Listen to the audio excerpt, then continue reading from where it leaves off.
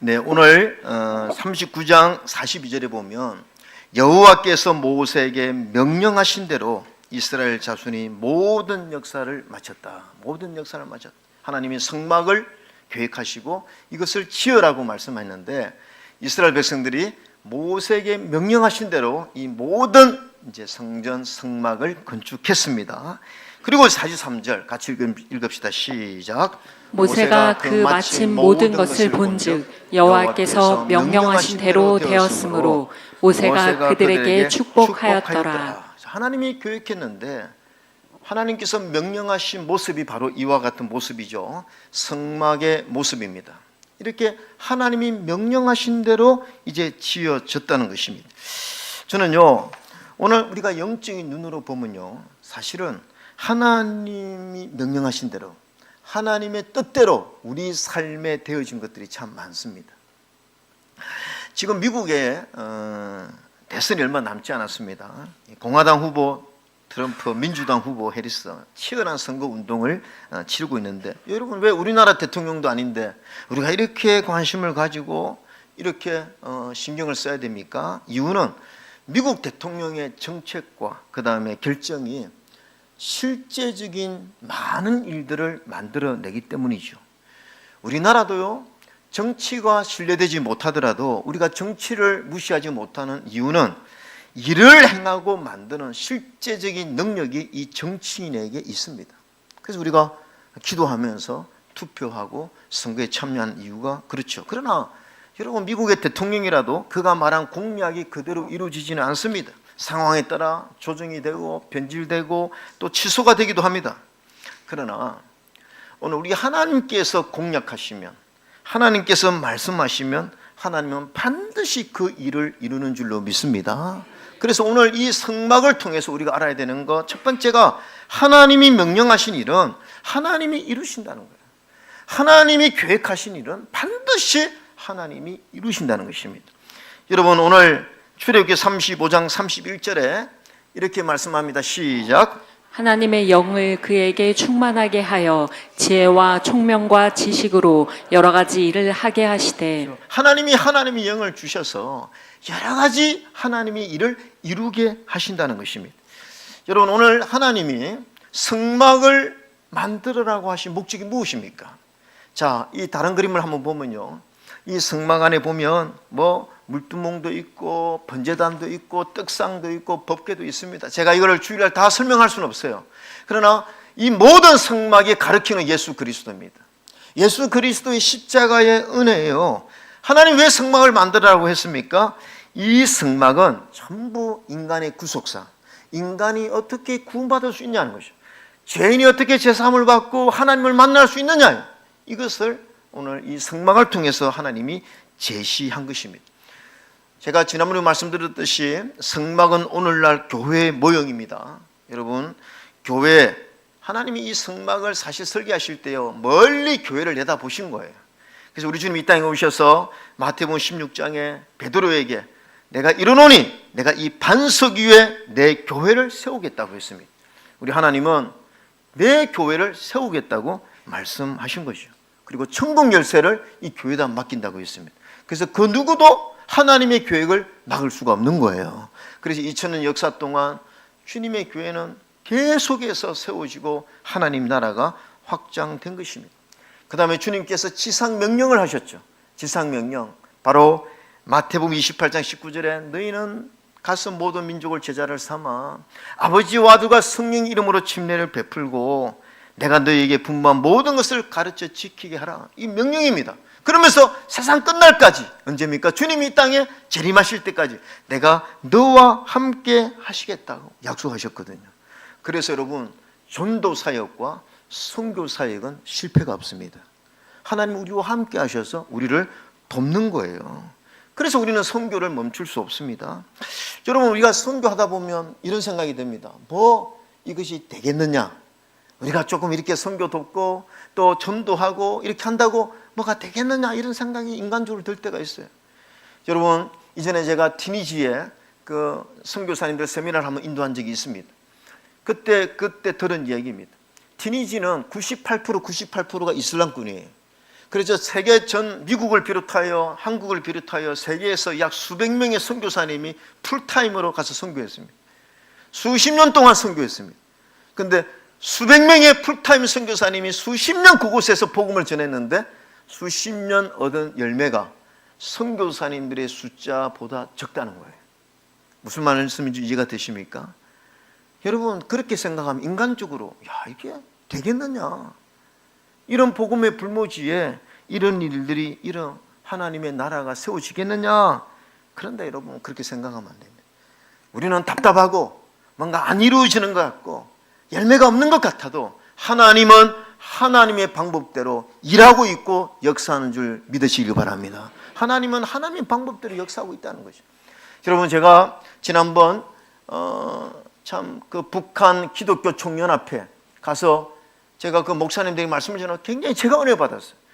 저는요, 북한 하면 우리가 어떤 생각이 듭니까? 북한은 이제 복음이 끝났다. 북한은 이제 예배가 또 전도가 이루어지지 않는다. 하나님이 북한을 떠나신 것 같다라는 생각을 사실 저희들도 조금씩 하고 있습니다. 그런데 여러분, 제가 거기 가서 깜짝 놀란 것은 탈북자 중에서 3만 명의 탈북자 중에서 하나님이 주의 종으로 세우신 그 70명의 목회자들이 그 자리에 있더라고요. 그래서 제가 그분들을 보면서 하나님이 일하셨구나. 하나님이 일하셨구나. 여러분, 그게 그 북한의 탈북자들을 믿음을 주셔서 주의 종으로 세운 사람이 누구입니까? 저는 하나님의 계획인 줄로 믿습니다. 제가 그 북한 기독교 총연합회 회장님은 한국 사람인데 아내가 북한 탈북자신데 이야기를 들어보니까 정조 할아버지가 목사님이셨대요.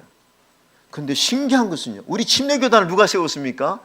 캐나다의 페닉 선교사가 와서 세우지 않았습니까? 우리 지금 침례교단이 3,500개의 교회인데 이 교회가 누가 선교를 했느냐?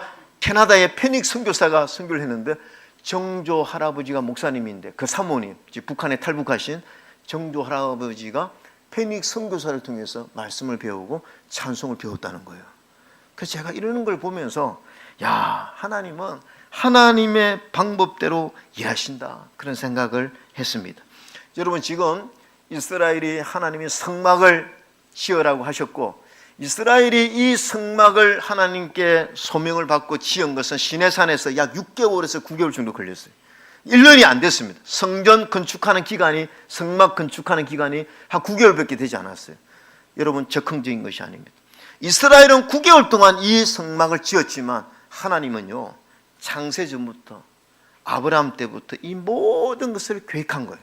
아브라함을 부르시고 이삭을 통해서 야곱, 여러분, 그리고 요셉을 애굽에, 하나님이 요셉을 애굽으로 인도하시고 야곱의 가족들을 전부 다 고센 땅에 다 인도하셔서 번창하게 하셨고, 하나님의 때가 되어서 하나님이 모세를 불러서 이스라엘을 출애굽시킨 거예요. 이 모든 것이 하나님의 계획 속에 있습니다. 그때 여러분, 출애굽기 11장 1절에 이런 말씀이 있습니다. 같이 한번 읽어볼까요? 시작. 여호와께서 모세에게 이르시기를 내가 이제까지 한 가지 재앙을 바로와 애굽에 내린 후에야 그가 너희를 여기서 내보내리라. 그가 너희를 내보낼 때에는 여기서 반드시 다 쫓아내리니. 다 이제 쫓아내고 내가 출애굽시키겠다고 하시면서 2절에 백성에게 말하여 사람들에게 각기 이웃들에게 은금 패물을 구하게 하라 하시더니, 여러분, 성막을 하나님이 지으라고 하면 이스라엘은 뭐가 있어서 짓겠습니까? 지으려면 뭐가 있어야죠. 근데 하나님이 다 계획하신 거예요. 그때 은금 패물을 다 이스라엘이 갖게 만드셨는데 3절, 여호와께서 그 백성으로 애굽 사람의 은혜를 받게 하셨고 또 그 사람 모세는 애굽 땅에 있는 바로의 신하와 백성의 눈에 아주 위대하게 보였더라. 여러분, 하나님이 이미 이 성막을 지을 수 있는 은금, 패물 모든 것을 이스라엘에게 다 애굽 사람을 통해서 허락하셨다는 것입니다. 우리는 다 이것이 적응적인 것 같지만 하나님은 철저한 계획 속에서 디테일하게 이 일을 이루시기 위해서 역사하고 있다는 것이죠. 여러분, 우리는요, 지금 우리가 살아가는 모든 것이 다 적응적인 것 같고 우연인 것 같고 그렇지만요, 아닙니다. 하나님의 섭리와 주권 속에서 우리가 다 지금 인도되고 있다는 사실을 믿어야 됩니다. 제가 이번에요, 그 우리 하나일교회 사역회 수련회 장소를 제가 정했는데 어디를 정했느냐면 자작나무, 인제 자작나무 숲길에 좀 이렇게 힐링도 하고 또 모임도 가지고 기도도 하려고 세미나도 하려고 했는데 날씨가 너무 더운 거예요. 걱정이 되는 거예요. 이거 또 가서 너무 더우면 목자님들이 목사님 우리를 고생시키려고 이곳에 뭐 이런 또 소리를 들을까봐 제가 걱정이 돼서 목요일 날 갔어요. 안 되겠는 거예요. 너무 더웠어. 그래서 그럼 좀 가까운 가평에 가서 장소를 다시 만들어야 되겠다 해서 후배 목사님에게 가평에 좋은 곳이 어디 있느냐, 그래서 몇 군데 소개한 곳을 갔는데 그 중에 하나가 생명의 빛 예수마을교회라는 곳을 갔어요. 남서울 어느 교회가 성전을 건축했는데 제가 가서 깜짝 놀랐어요. 이 성전이에요. 여러분, 이 아름다운 성전, 이게요 100평에 딱 300석이에요. 그러니까 우리 교회하고 우리 교회가 몇 석인 줄 아십니까? 300석이에요. 그러니까 딱 300석이에요. 그러니까 제가 이걸 보면서 저는 그동안 대한민국에서 하나일교회가 제일 이쁜 교회인 줄 알았는데 넘버 2가 됐습니다. 1위에요. 와, 너무 이쁜 거예요. 근데 저 현장에 들어가는데 거기에 담당하는 목사님이 저 건축이 이루어진 것을 제게 설명해 주는데 제가 굉장히 은혜 받았습니다. 제가 정확하게 말씀드릴 수가 없는데 저 교회가 건축되는 과정이 있습니다. 정옥림 권사님의 기도가 있었습니다. 정옥림 권사님의 아들이 초등학교 5학년 때 가출을 했어요. 그래서 그때부터 새벽마다 기도를 하는 거예요. 아들이 가출해서 집에 들어오질 않는 거예요. 죽었는지 살았는지를 모르는 거죠.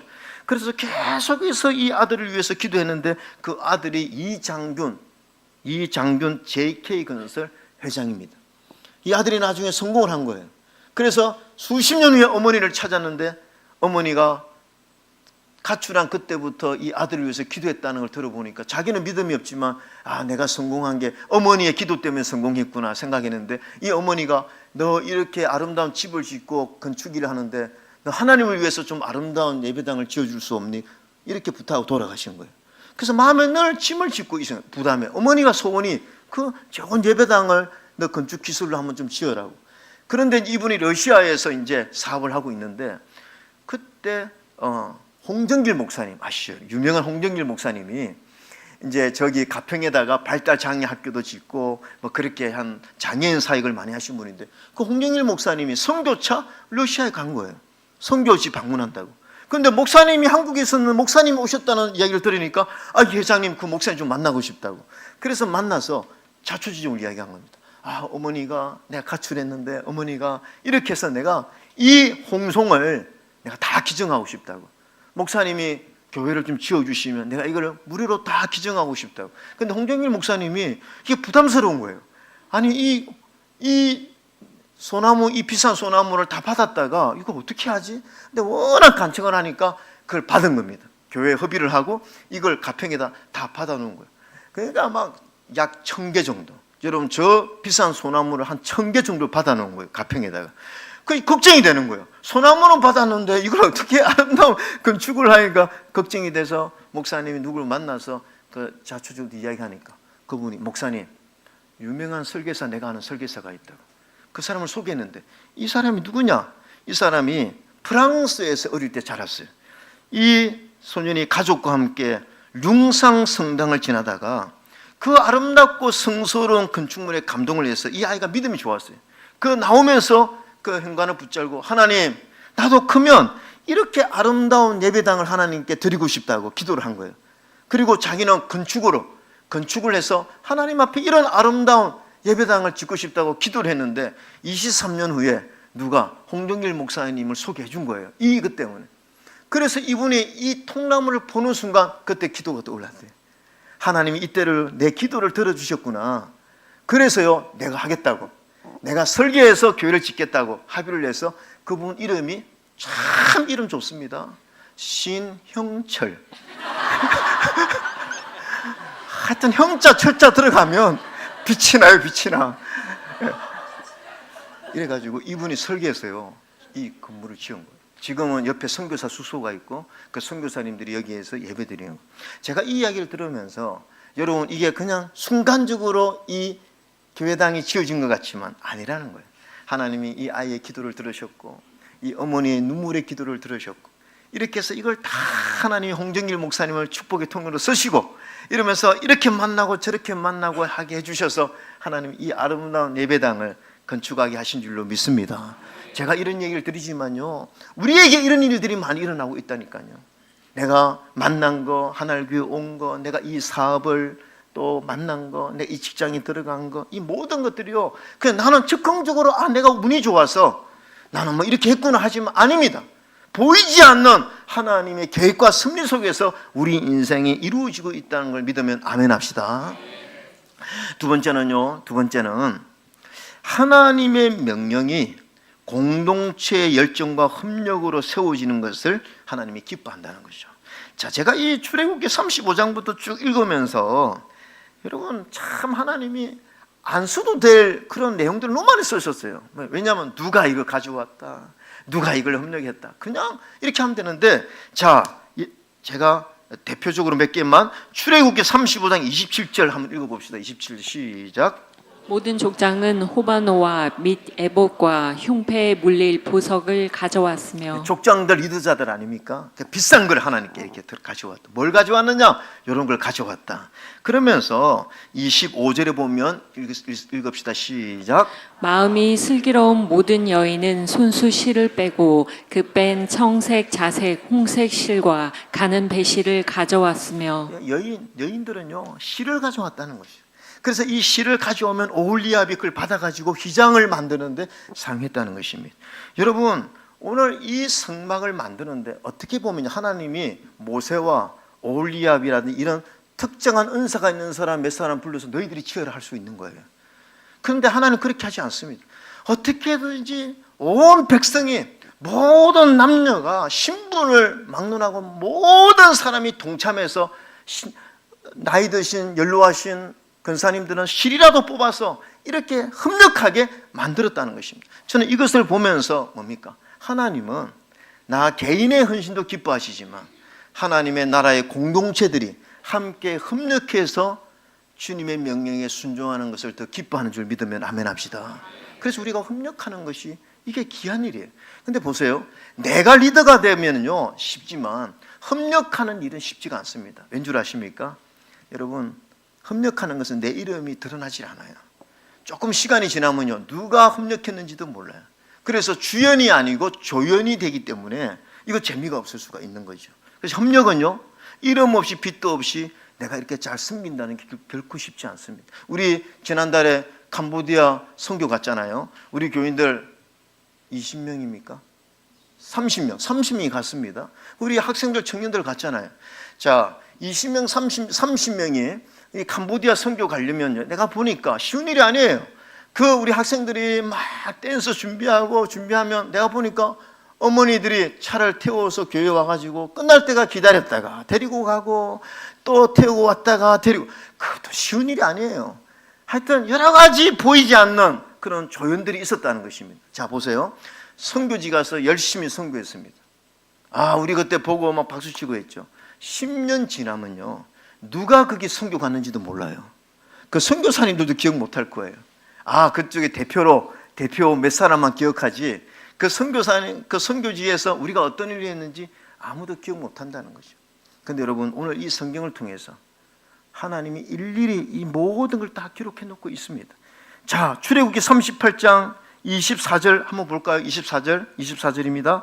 성소 건축 비용 시작. 성소 건축 비용으로 드린 금은 성소의 세겔로 29달란트와 730세겔이며 은호의 성소의 세겔로 100달란트와 1775세겔.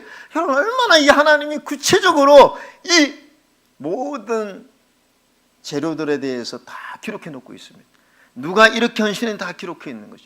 여러분, 우리는 다 잊어버리고 내 존재감이 드러나지 않고 내가 한 섬김에 대해서 다 알아주지 않는다 할지라도 우리 하나님은 다 기억하고 있는 줄로 믿습니다. 우리 하나님 다 기록하고 있다는 것이죠. 그리고 우리가 함께 정말 작은 일이라도 협력하여 함께 섬긴 일들을 하나님이 다 귀하게 받으시고 또 우리를 축복하신다는, 그래서 주 안에서의 헌신은 결코 헛되지 않은 줄로 믿습니다. 마지막 하나는요 명령하신 대로의 순종 다음에는요 반드시 축복이 따라옵니다. 여러분 보세요. 42절에 보면 모세에게 명령하신 대로 이스라엘 자손이 모든 역사를 마침에 43절 같이 한번 읽읍시다. 시작. 모세가 그 마침 모든 것을 본즉 여호와께서 명령하신 대로 되었으므로 모세가 그들에게 축복하였더라. 여호와께서 명령하신 대로 된 것을 보고 하나님이 모세가 축복한 게 아니죠. 하나님이 축복하신 것입니다. 이스라엘을 축복하신 것입니다. 저는요, 하나님이 명령하시는 대로 살면요, 반드시 그 다음에는 하나님의 축복이 있는 줄로 믿습니다.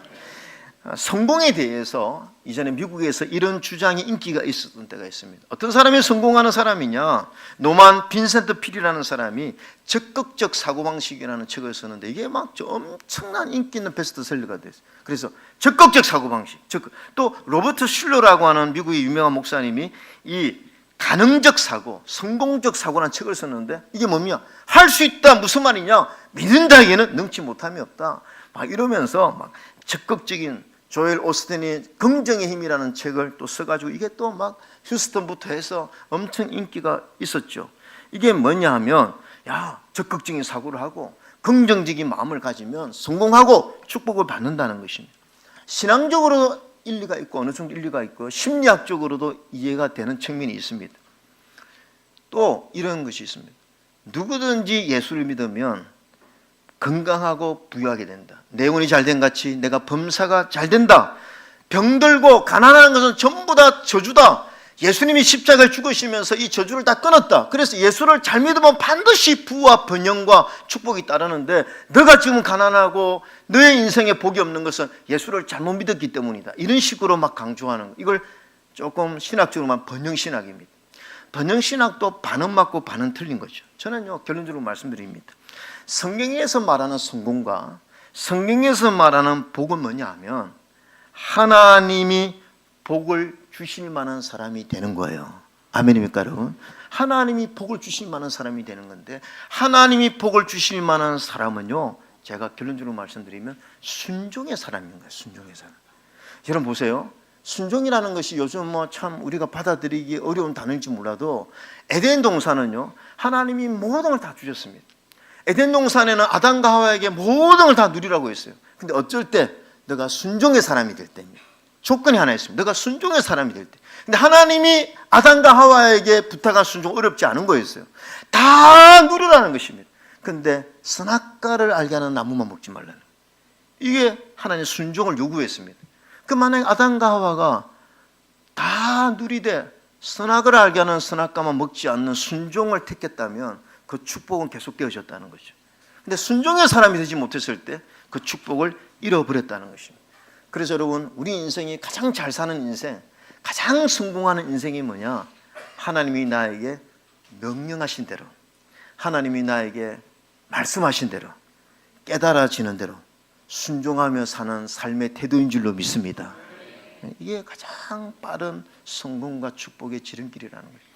마지막 하나만 말씀드리면, 여러분 구약 성경에 하나님이 가장 인정한 사람 중에 하나가 다윗이죠. 다윗은 믿음의 용사였어요. 다윗만큼 하나님의 마음이 합한 사람이 어디 있습니까?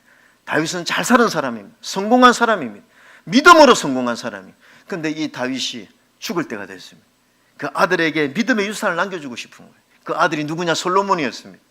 다윗이 죽을 때에 이 아들에게 유언과 같은, 그가 평생 배웠던 그 하나님, 다윗은요 시편을 보면 얼마나 신학적 깊이가 있는지 몰라요.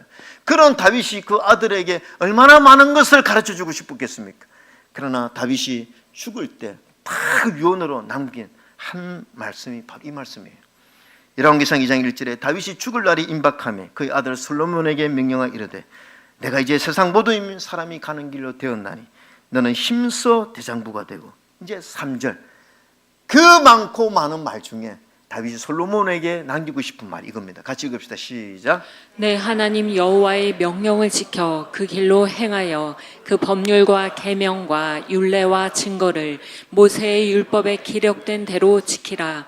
그리하면 네가 무엇을 하든지 어디로 가든지 형통할지라. 하나님이 너에게 말씀하신 대로, 하나님이 너에게 명령하신 대로, 하나님이 너를 향하신 뜻대로 살아가면, 순종의 태도를 지니고 살면 내 인생이 형통할 것이다. 이게 다윗의 유언이죠. 저는 우리 하나님교회 성도님들이 하나님의 명령대로 살아서 하나님이 복을 주실 만한 사람이 되어서 그 복을 누리는 우리 성도 되어지시기를 주의 이름으로 축원합니다. 아멘.